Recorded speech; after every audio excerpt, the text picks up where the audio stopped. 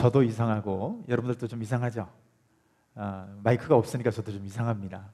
이제 파워포인트를 넘기고 막 하다 보니까 이제 이렇게 무선 마이크가 하나 필요했는데 하나가 준비가 돼서 이렇게 하고 있습니다. 자, 여러분들이 일곱 번째 교회를 살펴보고 있죠. 자, 일곱 교회를 우리가 살펴보고 있는데 기억나십니까? 에서보드사빌라 기억나세요? 자, 지난번에 에베소를 살펴봤고, 자, 오늘은 뭐죠? 서머나 교회입니다. 어머나가 아니라 서머나 교회죠. 자, 서머나 교회는요, 에베소에서 약 한 160리 정도 떨어진 북쪽에 위치한 그런 지역이고 교회입니다. 자, 중요한 건 뭐냐면요, 이 서머나 지역이 황제 숭배로 아주 유명한 도시였다는 겁니다. 황제 숭배. 그래서 당시에는요, 황제 숭배를 통해서 인정받게 되면 그 도시가 엄청난 특혜를 받았어요. 그래서 어떻게 하든지 각 도시들이 서로 앞다퉈 가지고 이 황제 숭배하는 도시다라고 하는 인정을 받으려고 했습니다. 이유가 뭐예요? 그만큼 많은 특혜가 따라왔으니까 그랬다는 겁니다. 자, 그런데 이 서머나는 어땠다고요? 황제 숭배를 통해서 이미 인정함을 받고 있는 도시였다는 겁니다. 여러분, 설마 황제 숭배가 뭔지 모르겠죠? 아니, 모르시는 분이 없겠죠? 우상처럼, 여러분 얼마 전까지만 해도 북한에 있는 김일성을 어떻게 불렀어요? 거의 신으로, 그죠? 북한은 거의 종교화된 그런 사회였습니다. 그래가지고 당시 로마에는 황제를 신으로 숭배를 했습니다. 그걸 황제 숭배라고 하는데요, 여러분, 이 서머라는 도시가 이렇게 많은 특혜를 받았다는 건 뭐예요? 그만큼 황제 숭배가 온 도시의 강조가 되었고, 그러면 어떻게 됩니까? 만약에 황제 숭배를 안 하면 어떻게 되는 거예요? 거기에 따른 엄청난 핍박이 당연히 생기겠죠. 그래서 엄청난 압제가 있을 수밖에 없는 구조를 갖고 있었고요. 특별히 당시 서머나 안에는 길드 형태의 경제 시스템을 갖고 있었습니다. 그래가지고 황제 숭배를 한 사람만 이런 상인 조합 안에 들 수 있게 만들어 놓은 거예요. 황제 숭배를 해야, 또 황제 숭배를 한 사람만, 그 사람에게만 확인증을 줬어요. 자, 뭐를 했다는 확인증일까요? 나는 황제 숭배를 했습니다 라고 하는, 그래, 너는 황제 숭배를 한 사람이야. 오늘날 주민등록증을 발급해 주듯이, 여러분, 우리나라가 주민등록증이 발급이 안 된다면 어떻게 되겠어요? 네, 확인증이 있는 사람만 물건을 사기도 하고 팔기도 했다는 겁니다. 그래서 어느 장소를 가든 어디에 가든 무엇을 하든 황제 숭배를 하지 않으면 이 서머나라는 도시에서는 엄청난 제약이 있었다는 겁니다. 자, 그래서 오늘 본문 계시록 2장 9절을 한번 읽겠습니다. 시작. 내가 네 환난과 궁핍을 알거니와 실상은 네가 부요한 자니라. 자, 여기 보면 환난만 있는 게 아니고 환난 옆에 뭐가 있어요? 궁핍. 자, 박해만 있는 게 아니라, 자, 이것 때문에 엄청난 저들이 궁핍함을 경험했다는 것인데요, 여러분, 아까 얘기한 것처럼 황제 숭배를 거부하는 사람에게는요, 엄청난 경제적인 제재가 따랐어요. 그러니까 여러분, 얼마나 궁핍함에 시달렸겠습니까? 여러분, 우리가 그런 생각하죠? 예수를 잘 믿으면 부자가 된다 라고 생각하는 사람들이요, 의외로 많이 있습니다. 자, 왜 예수를 믿어요? 내가 예수 믿고 복 받아가지고 부자가 되고 돈 많이 버는 이런 부자가 돼야지. 자, 이런 생각을 한단 말이에요. 근데 여러분, 실제로 통계적으로 보면 경제적으로 풀리는 것이 아니라요, 예수를 잘 믿으면 믿을수록 경제적으로 꼬일 확률이 많습니다. 목사님이 이상한 얘기를 하죠. 자, 잘 들어보세요. 통계적으로 보면 그렇게 되는데요, 여러분, 부자들은요, 안 믿는 사람들에게서 나올 확률이 높습니다. 자, 보세요. 잘 믿으면, 예수님을 잘 믿으면 양심이 살아있어 가지고요, 부당한 이익을 취할 수 있을까요, 없을까요? 뇌물을 막 함부로 받을 수 있을까요? 자, 이게 잘 안 됩니다. 왜요? 우리 안에 누가 있어요? 성령님이 계셔가지고, 야, 네가 그러고 너 예수 믿는 거야? 야, 너 말이야, 하나님 믿는 사람이 뇌물 받으면 돼? 자꾸 찔러대가지고 뇌물을 받을 수 있어요, 없어요? 뇌물 못 받아요. 그러니까 부당거래가 안 됩니다, 첫 번째는. 그리고 뭐냐면 두 번째는, 예수 믿기 전까지는 잘 살았는데 예수를 믿은 다음에 은혜를 많이 받고 나서 보니까 삭개오처럼 되는 거예요. 여러분, 삭개오가 돈이 많았던 사람이었죠. 돈이 많았던 사람이었어요. 그랬던 이 삭개오가요, 예수를 믿고 은혜 받고 나니까 무슨 얘기를 해요? 내가요, 누군가에게 부당한 어떤 이익을 얻었다면 그걸 옛날 성경에 토색했다라고 하는데, 내가 누군가에게 토색했으면 내가 4배로 갚겠습니다, 뭐 이런 얘기부터 시작해서 또 자기 재산의 일부를 떼어서 가난한 사람들에게 나눠주겠습니다. 여러분, 은혜를 안 받았으면 이런 일이 있어요, 없어요? 은혜를 받고 하나님을 믿고 하나님이 내 안에 들어오시니까 내 안에 있는 재물이 지금 나가요, 들어와요? 지금 나가고 있습니다. 자, 그리고 그러니까 예수를 잘 믿으면요, 부자가 될 확률보다 그렇지 않을 확률이 더 많습니다. 그리고 예수님께서도요, 산상수훈을 통해서 무슨 말씀을 하세요? 부자 청년에게 무슨 말씀하십니까? 마태복음 19장을 보면 너의 모든 재산을 다 팔아가지고 가난한 사람에게 나눠주고 너는 나를 쫓을지니라 라고 그랬어요. 했더니 이 사람이 어떻게 합니까? 그가 재물이 많은 고로 근심하여 떠나니라고 했어요. 또 실제로 산상수훈에서도 보면 오히려 부자에게 부를 포기할 것처럼 말씀하시는 말씀들이 많이 있습니다. 자, 그러니까 예수를 믿으면 잘 살고 예수를 믿으면 돈이 많아지고, 자, 이렇게 생각하는 데는 좀 생각해 봐야 할 문제입니다. 자, 그런데요, 중요한 게 있습니다.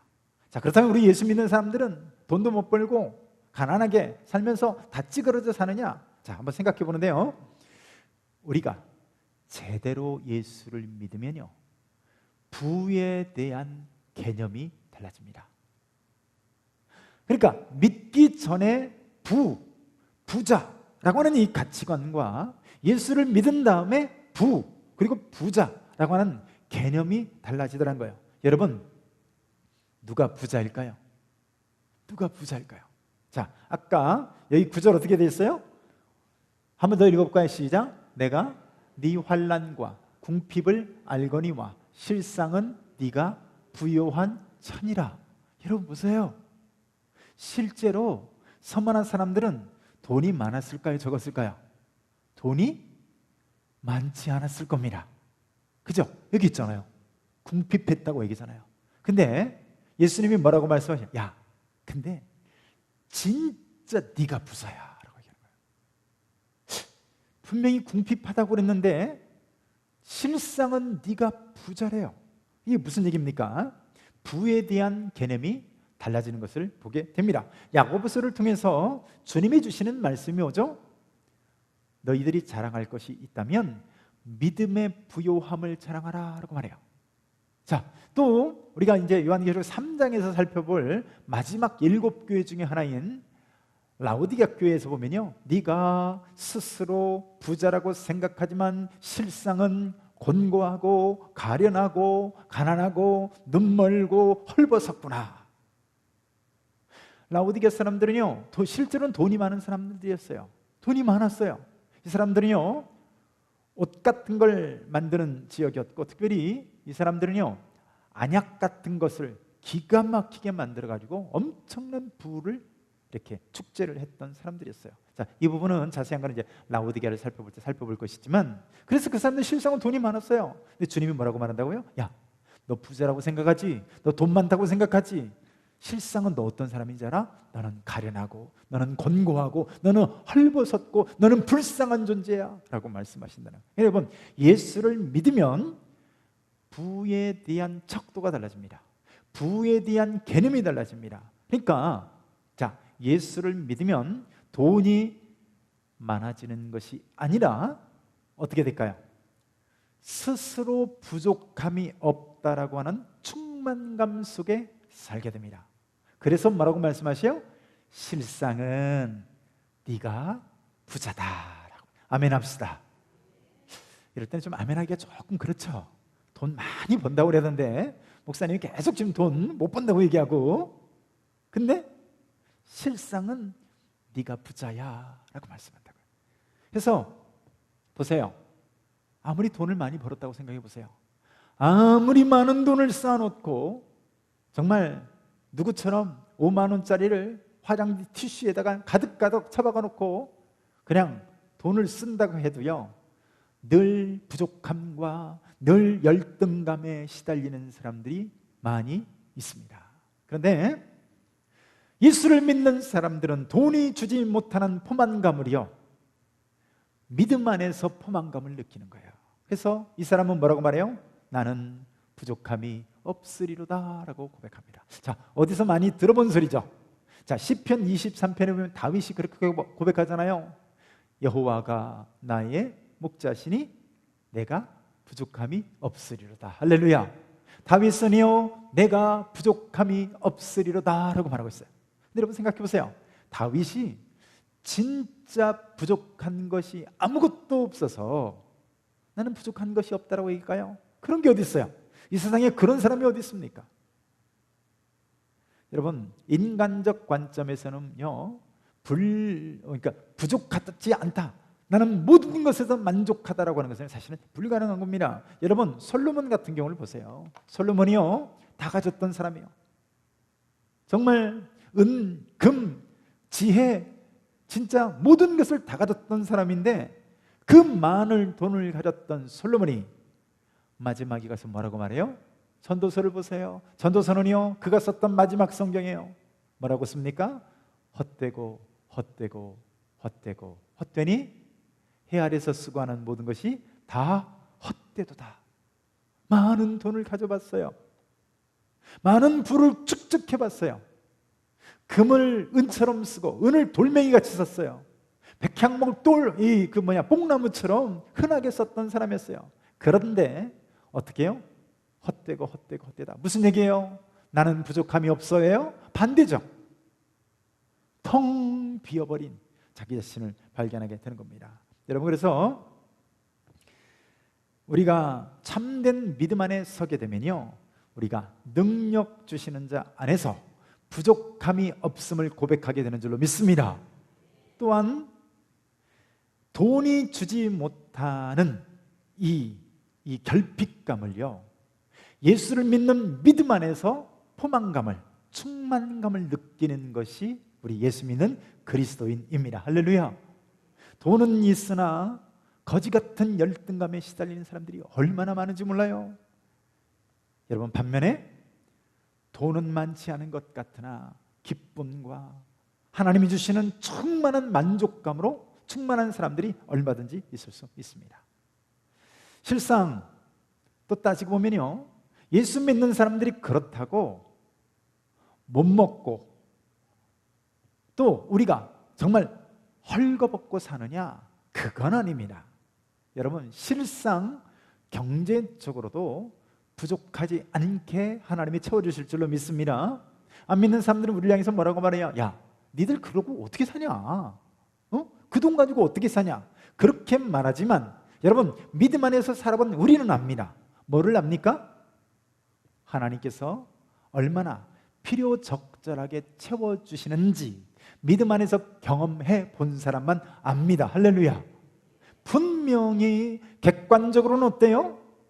객관적으로 보면 마이너스예요.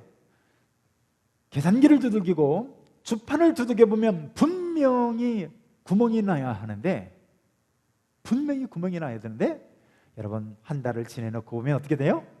플러스 마이너스 아귀가 딱 맞습니다. 할렐루야. 경험해 본 사람만 알아요.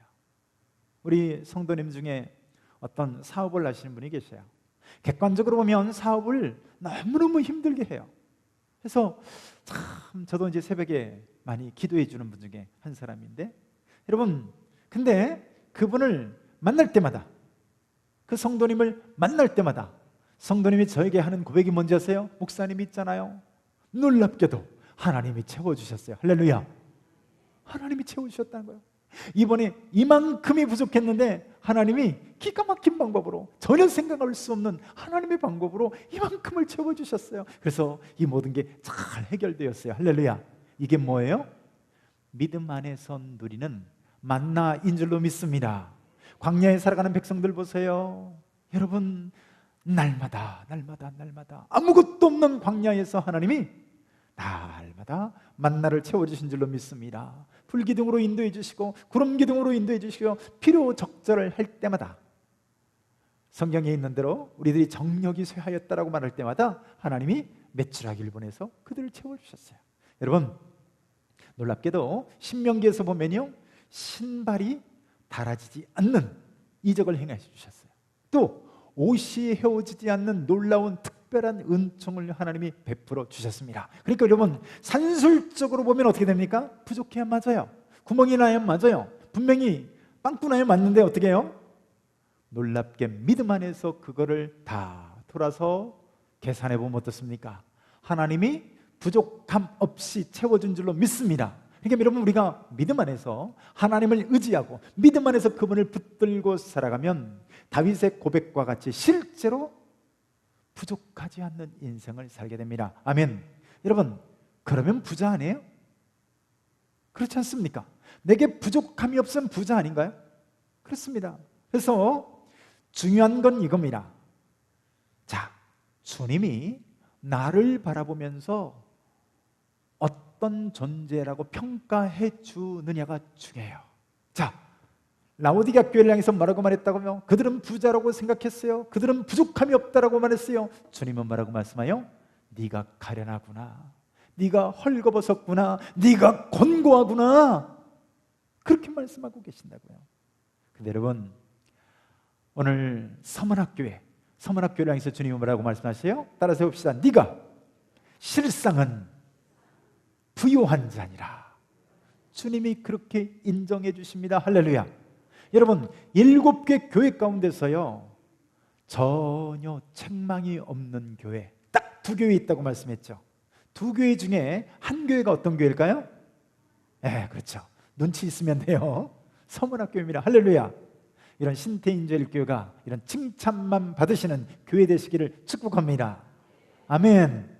그렇습니다. 그래서 여러분, 누가 부자일까요? 여러분, 주님이 부자라고 인정해 주시는 부자가 진짜 부자예요. 아멘이십니까? 여러분, 많은 사람들이 나더러 부자라고 하면 내가 부자인가요? 내가 생각할 때 내가 돈이 많다, 부자다, 그럼 부자인가요? 아니에요. 주님이 부자라고 하는 그 사람이 참된 부자인 줄로 믿습니다. 그래서 여러분, 우리들이 이 믿음의 부요함이라는 것이요, 경제적 부요함을 우리가 압도하지 못한다면 우리는 늘 신앙인으로 살면서도 좌절감을 느끼며 살게 되어 있습니다. 자, 그런데 놀라운 얘기가 9절 하반부에 기록되어져 있는데요, 같이 한번 읽습니다. 시작. 내가 네 환난과 궁핍을 알거니와 실상은 네가 부요한 자니라. 아멘. 아멘. 그렇습니다. 자, 실상은 네가 부요한 자니라 라고 말했고요. 자, 이게 아니었군요. 자, 다시 읽습니다. 시작. 자칭 유대인이라 하는 자들의 비방도 알거니와 실상은 유대인이 아니요 사탄의 회당이라. 자, 보세요. 아까 그리스도인들이 그들이 스스로는 사실은 궁핍했지만 주님은 뭐라고 말씀하셨어요? 실상은 네가 부자니라, 부요하니라, 이렇게 인정해 주셨는데요, 그 같은 구절, 이 구절 말씀에 어떤 말씀이 있어요? 자칭 유대인이라 하는 자들의 비방, 그것을 내가 아는데 실상은 유대인이 아니라 뭐라고요? 사탄의 회당이래요. 자, 여러분 보세요. 잘 아시는 바와 같이 바울이 전도여행을 하는 과정 가운데 이 바울을 가장 괴롭게 했던 사람들이 있다면 어떤 사람들일까요? 유대인들이에요. 여러분, 우리가 사도행전을 통해서 살펴봤잖아요. 유대인들이라고요. 여러분, 이방인들이 아니었습니다. 같은 민족, 한 동포인 이 유대인들이 사도 바울을 가장 괴롭혔어요. 돌을 던져서 내쳐가지고 바울을 죽게 했던 사람도 이 유대인들이었고요. 아무튼 이 유대인들이 가는 곳마다 따라다니면서 바울을 괴롭게 했습니다. 그리고 사실 이 서머나 교인들 자신들도요, 가장 그들을 괴롭혔던 존재가 누구냐, 그 배후에 누가 있어요? 바로 유대인들이 있었다는 겁니다. 여러분 바로 이 유대인들이 하나님을 믿는다고 하는 사람들이잖아요. 하나님의 선민이잖아요. 자, 그런데 여러분, 여기 9절 말씀에 어떤 말씀이 있어요? 아주 의미심장한 말씀이 등장을 하는데, 자, 여기 어떻게 돼 있죠? 자칭 유대인이다. 아니, 여러분 생각해 보세요. 유대인이면 유대인이지 자칭이라는 말을 왜 넣었을까요? 왜 자칭이라는 말을 넣었을까요? 스스로는 유대인이라고 생각했어요. 스스로는 선민이라고 주장을 했습니다만은 하나님은 그들을 전혀 인정하신 적이 없다는 겁니다. 그래서 이 사람들은요, 이 자칭 유대인이라는 사람들은 스스로 하나님을 대적한다라고 여겨본 적이 없습니다. 여러분, 바울이 사울이라는 이름으로 박해를 할 때, 여러분, 주님이 이 사울에게 나타나서 뭐라고 말씀하시죠?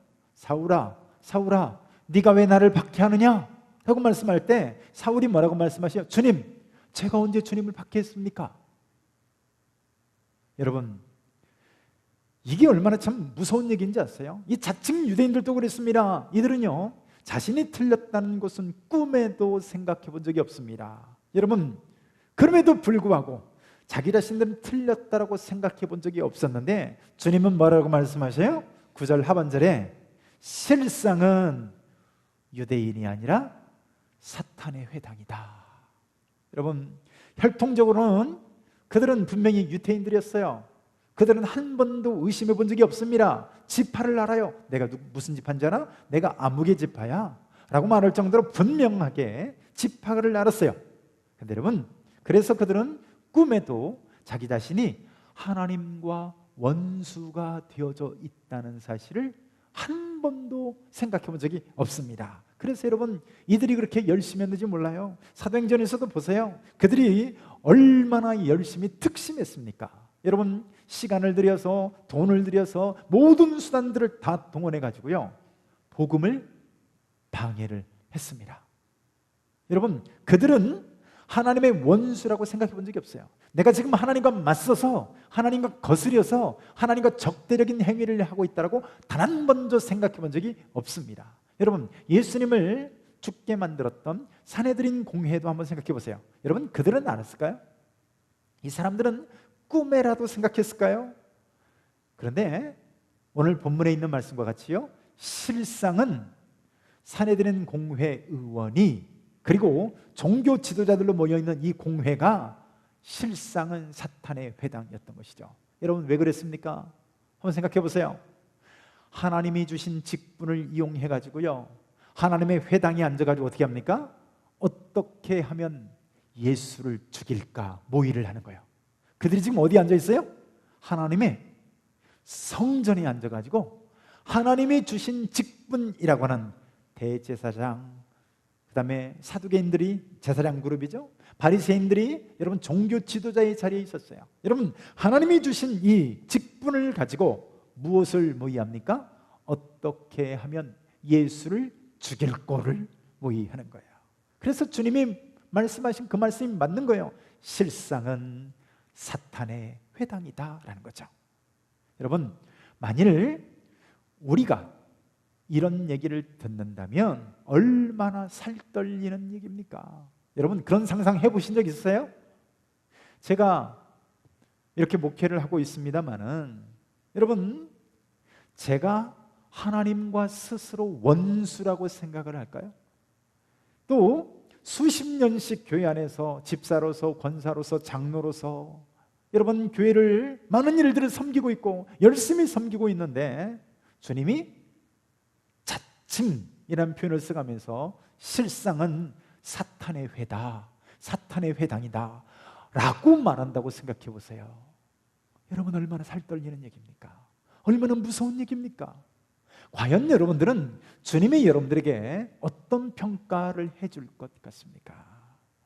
여러분, 무섭고 두려운 얘기죠. 여러분, 그런데 여러분, 이들에게서 서만학교인들이 무섭게 박해를 받고 그들을 때문에 궁핍함을 경험했습니다. 자, 그런 그들을 향해서 오늘 본문에서 뭐라고 말씀합니까? 자, 10절 말씀 같이 한번 읽습니다. 시작. 너는 장차 받을 고난을 두려워하지 말라. 볼지어다 마귀가 장차 너희 가운데서 몇 사람을 옥에 던져 시험을 받게 하리니 너희가 10일 동안 환난을 받으리라. 내가 죽도록 충성하라. 그리하면 내가 생명의 관을 내게 주리라. 할렐루야. 자, 보세요. 여기 보니까요, 여기 보세요. 장차 받을 고난을 말합니다. 여러분 생각해 보세요. 지금도 고난의 상황인데, 지금도 고난받고 있는데, 지금도 궁핍하다고 말하고 있는데요, 환난 가운데 있다고 말하는데 주님이 뭐라고 말씀하셔요? 장차 받을 고난을 두려워하지 말래요. 여러분, 만약에 제가 여러분들에게 이런 식으로 여러분들을 위로한다고 하면 여러분들이 위로받겠어요? 여러분, 이 요한계시록의 편지를 받고 있는 서만학교회가 이 사도 요한으로부터 이 편지를 받으면 위로받을까요? 여러분, 계시록을 왜 썼습니까? 요한계시록을 왜 썼어요? 무서운 환난과 박해 가운데 있는 그들을 위로하기 위해서 썼다고 하는데, 여러분, 위로가 뭐죠? 어떻게 해야 위로가 됩니까? 고난 가운데 있는 사람, 어려움 가운데 있는 사람, 질병 가운데 있는 사람들에게 이제는 질병이 끝났습니다. 이제 가난은 끝났습니다. 가난 끝, 이제 부요함 시작, 불행 끝, 행복 시작입니다. 뭐 이런 얘기가 전해져야 여러분 우리가 위로받는 거 아니겠어요? 근데 지금 주님 뭐라고 말씀하세요? 장차 받을 고난이랍니다. 생각해 보세요. 주님이 9절에서 뭐라고 말씀했어요? 야, 니들이 겪고 있는 고난, 니들이 겪고 있는 궁핍, 환난 내가 다 알고 있다. 근데 장차 받을 고난을 주님이 또 말씀하고 있는 거예요. 여러분, 그런데 주님의 위로의 말씀이 뭔지 아십니까? 자, 이것 때문입니다. 자, 며칠 동안이요? 10일 동안입니다. 여러분, 장차 10일 동안의 환난이 있을 거라고 하는데요, 여러분, 여기서 말하는 10일은 꼭 열흘을 말하는 10일이 아닙니다. 여러분, 무서운 고난처럼 보이지만 제한된 시간이다, 그 얘기를 하는 거예요. 날짜가 정해져 있지만 길지 않은 제한된 시간이다, 이걸 말하고 있어요. 저들이 아무리 악마처럼 날뛰어도 어떻게 해요? 제한된 시간 가운데서만 그것이 있다, 그걸 말하고 있습니다. 여러분, 이게 위로가 될까요, 안 될까요? 위로가 되죠. 여러분, 병들었어요, 죽을 것 같아요. 근데 여러분, 주님이 나타나서 며칠만 참아라, 금방 끝난다. 여러분, 위로가 될까요, 안 될까요? 됩니다. 여러분 보세요. 그들이 무서운 환난과 박해 가운데 있는 것 같지만 주님은 제한된 시간을 말합니다. 10일을 말씀하고 있는 거예요. 여기서 10일은 한 번 더 말씀드리지만 단지 열흘이 아니에요. 여기서 말하는 10일은 제한되어진, 그렇게 길지 않은 어떤 기간을 말하고 있습니다. 여러분, 자, 이분은 서머나, 지금 우리가 서머나 교회를 살펴보고 있죠. 서머나의 감독인 폴리갑이라는 분입니다. 자, 이분은 사도 요한의 속사도로 알려져 있어요. 이게 보시면 사도 요한의 제자였습니다. 자, 사도 요한의 제자였던 폴리갑이 여러분 순교를 당해서 죽는데요, 여러분 폴리갑이 화형틀에 묶여 있을 때 관리가 와가지고 회유를 합니다. 딱 한 번만 가이사를 향해서 주님이라고 그렇게 한 번만 고백한다면 당신을 살려주겠어, 그렇게 말을 해요. 여러분, 괜찮은 제안 아닙니까?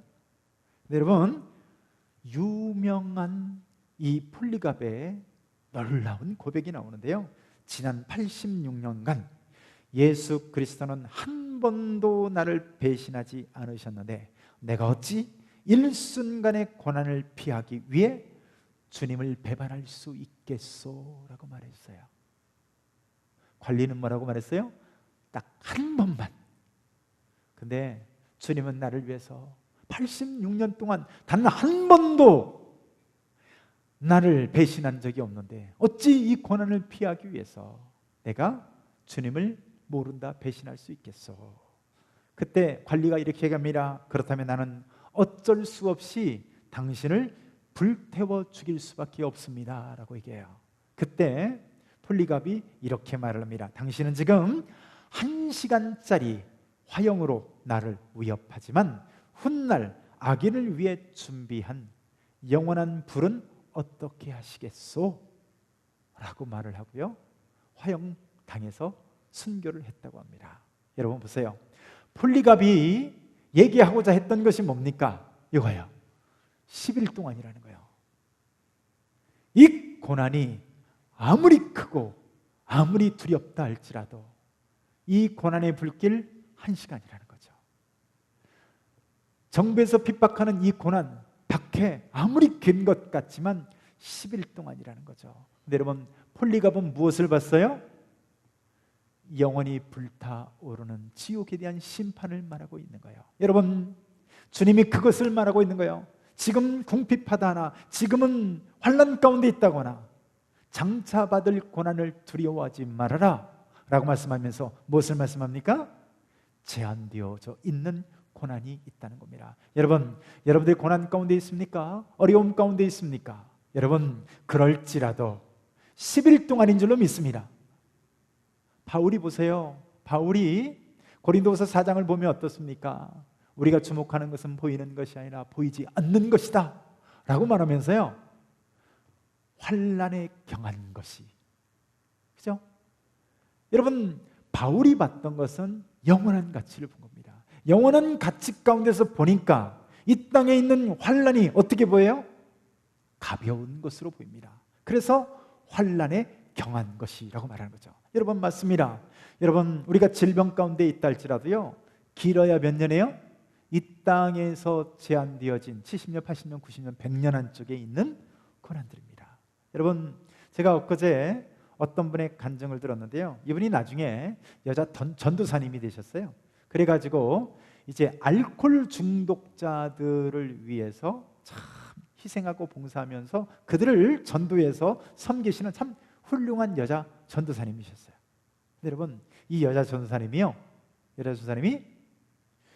결혼한 남편, 그렇게 자상했던 이 남편이 결혼하자마자 돌변하는데 알고 보니까 이 사람이 알코올 중독자였던 거였어요. 여러분, 이 남편이 죽는 그 순간까지 참 이루 말할 수 없는 고난을 받습니다. 제가 예를 들어볼까요? 이 남편이 그럽니다. 컵을 보여주면서 야, 이게 뭐야? 그러면 부인이 뭐라고 말할까요? 컵이에요. 주먹으로 얼굴을 팍 쳐요. 이게 무슨 컵이야? 모자지. 그러면서 또 묻는 거예요. 야, 이게 뭐야? 이게 컵이야, 모자야? 그러면 모자요. 또 주먹으로 팍 때려요. 이게 등신하냐? 이게 컵이지 모자야? 그러고 나서 또 물어요. 야, 이게 컵이야, 모자야? 그러니까 대답을 못하고 있으면 또 주먹으로 또 얼굴 때리면서 이게 일관성 있어야지. 이게 왔다 갔다 해? 그러면서 이런 식으로 10몇 년을 괴롭힘을 당했어요. 근데 여러분, 이분이 유일하게 의지하는 분이 예수님이셨는데 믿음으로만 그렇게 견디는데 가장 듣기 싫었던 말이 어떤 말인지 아세요? 목사님이 와가지고 그렇게 말씀하더래요. 제가 그 얘기 듣고요, 앞으로 그 말 안 하기로 했어요. 목사님이 와가지고, 성도들이 와가지고 다 감당할 만한 시험 외에는 주신지 않는다고 그랬는데 집사님이 되니까, 감당할 만하니까 집사님에게 주신 거예요. 나는 못이야 이러고 권사님들, 집사님들이 가시고요, 목사님도 사람이 감당할 만한 시험에는 주시지 않는다고 했습니다. 집사님 참으세요. 그리고 이분이 배운 신앙으로는 뭐 당연한 것이긴 하겠습니다만은 예수 믿는 사람은 절대로 이혼할 수 없어. 이 머리에 세뇌가 되어 있어요. 여러분, 이혼도 못하고 날이면 날마다 두들겨 맞고.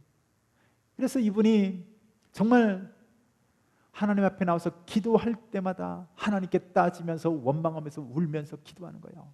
도대체 뭡니까? 차라리 나를 죽이시라고.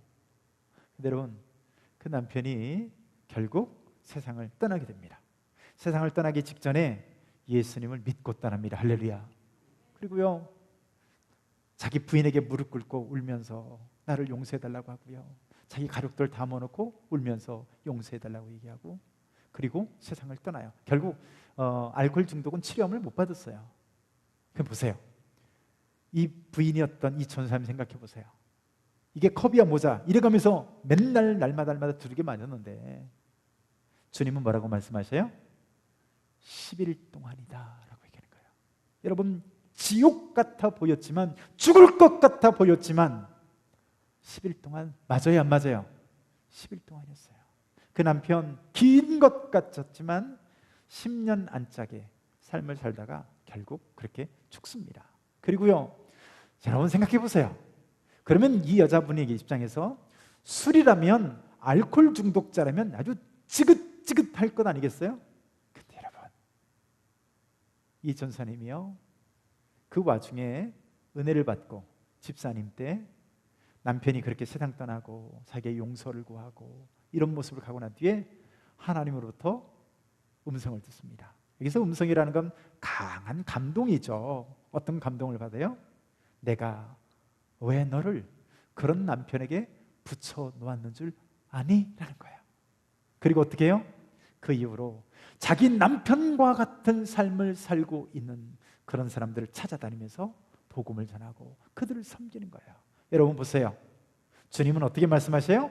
따라서 해봅시다. 10일 동안.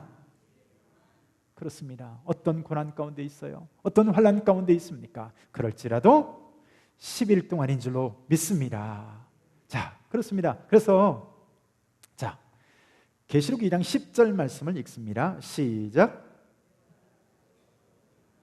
그리하면 내가 생명의 관을 내게 주리라. 그렇습니다. 여러분, 이 땅에서의 제한적인 고난과 박해가 우리 가운데, 예수 믿는 우리 가운데 주어지지만요, 하나님이 우리에게 하는 약속이 뭐예요? 바로 이겁니다. 생명의 면류관을 주리라. 아멘. 제한되어진 시간 가운데서 고난이 있어요. 그런데 여러분, 이 관 있죠, 이 관은요 왕관이 아니에요. 면류관입니다. 여러분, 운동선수가, 마라톤 선수가 그 힘겨운 42.19km인가요? 그 긴 거리를 사투를 벌인 끝에 우승한 그 사람에게 씌워지는 월계관을 위해요. 여러분, 우리가 고난과 궁핍과 환난과 이 모든 과정을, 비록 여러분 10일 동안이라고 하는 제한되어진 기간이긴 합니다만은, 그 기간 동안에 이기고 승리하는 사람에게 주님이 어떻게 해요? 생명의 면류관을 주신대요. 여러분, 이 생명의 면류관이요 10일 동안과 대비되어지는 것입니다. 여러분, 우리가 주목하고 우리가 보는 것은 결코 이 땅의 소망이 아닙니다. 만약에 이 땅이 다라면요, 우리는 이 길을 갈 필요가 없는 거예요. 여러분, 나가서 돈 벌어야죠. 나가서 출세해야죠. 근데 여러분, 오늘도 믿음 안에서 이기고 승리하심으로 말미암아 오늘 우리에게 생명의 이 관을 약속하신 줄로 믿습니다. 그렇습니다. 오늘 우리가 서문학 교회에 대해서 살펴봤습니다. 따라 해봅시다. 내가 죽도록 충성하라. 여러분, 여기서 죽도록 충성하라는 얘기는요, 죽도록 충성할 얘기는 죽을지도 모른다가 아니에요. 혹은 그런 자리에 들어설지도 모른다, 그런 얘기하는 게 아니에요. 죽기까지 다라는 의미가 아니에요. 여러분, 여기서 죽도록 충성하라는 말은요, 죽는 그 자리에까지 충성하라는 거예요. 마치 누가? 아까 폴리가비. 여러분, 하나님이 전능하시다면 왜 그분을 불 가운데서 건져주지 않았을까요? 여러분, 루터는 지난주 영화 가운데 봤지만 그 왕이 군사를 보내서 살게 해주잖아요. 근데 여러분, 왜 폴리갑은 화형당해서 죽는 자리에까지 죽었습니까? 여러분, 최근에 참 끔찍한 하나의 사진을 봤는데요, 저쪽 아프리카의, 제 기억으로 나이지리아라는 나라인데요, 수천 명이 예수 믿는다는 이유로 모슬렘 사람들, 그 이슬람 믿는 신자들이요, 무슬림들이 예수 믿는 사람들에게 여러분 기름을 다 끼얹어 가지고요, 다 불태워서 죽였는데 사람들이 그냥 이 그 숯덩어리가 돼 있어요. 그게 수천 명이 앉아 있거나 뒹굴거나 이렇게 하면서 죽어 있는 모습을 보면서 참 눈물을 흘렸습니다. 제가 하나님은 왜 그 사람들을 그 죽음에서 불 가운데서 건져주지 않았을까요? 내가 죽도록 충성하라는 얘기는요, 네가 죽을 힘을 다해서 충성하라는 얘기가 아니라 뭐예요? 죽는 그 자리에 일어서까지 충성하라는 겁니다. 여러분, 실제로 서문학교인들은요, 많은 순교자가 나왔던 교회로 유명한 교회입니다. 여러분, 차마 그 하나하나를요, 여러분들 제가 자료를 다 갖고 있는데 끔찍해서 여러분들에게 말씀을 다 못 드리겠어요. 근데 서문학교인 그 어렵고 힘들고 그런 자리에서 주님이 뭐 어떻게 해요? 책망할 것이 하나도 없는 교회가 됐어요. 주님은 그 서문학교회를 향해서요, 실상은 네가 부유한 자다라고 말하고 있어요. 이기는 너에게 생명의 면류관을 주리라고 약속하고 있습니다. 여러분, 오늘 우리가 신태인 제일교회 우리가 예배를 드리고 있습니다만 우리는 어떻습니까? 예배 드린다고 나와 있지만 이렇게 에어컨 켜놓고 운행 다 해주고, 여러분 예배 서비스 다 해주고, 하다못해 이런 자막 하나도, 여러분 제가요 설교 원고만 하면 제 설교 준비에 절반으로 줄어듭니다. 이런 거 하나하나 여러분들을 조금이라도 덜 지루해 하기 위해서 그렇게 다 예배를 준비하고 있습니다만 우리는 어떤 자세로 오늘 주님을 섬기고 있는지 돌아보시길 바랍니다. 따라서 해봅시다. 생명의 면류관을 주리라. 여러분, 이 칭찬 듣는 교인, 칭찬받는 신태인 제일교회 되시기를 축복합니다.